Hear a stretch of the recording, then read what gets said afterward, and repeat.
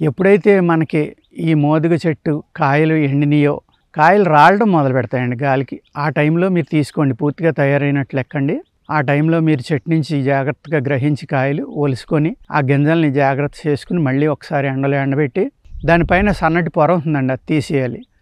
తీసేసిన తర్వాత ఒకరోజు మొత్తానికి ఉసిరి రసంలో నానబెట్టండి. పెద్ద ఉసిరికాయలు ఉంటాయి కదా, ఆ రసం తీసుకుని ములిగేలాగా నానబెట్టండి. నెక్స్ట్ డేకి అవి కొంచెం ఉబ్బుతాయండి. అప్పుడు మీకు దానిపైన దళసరిగా ఒక తొక్క ఒకటి ఊడొస్తుంది. ఆ తొక్కను కూడా జాగ్రత్తగా తొలగించేయాలి. ఓన్లీ లోపల పప్పు మాత్రమే తీసుకోవాలి, తెల్లగా ఉంటుంది అది.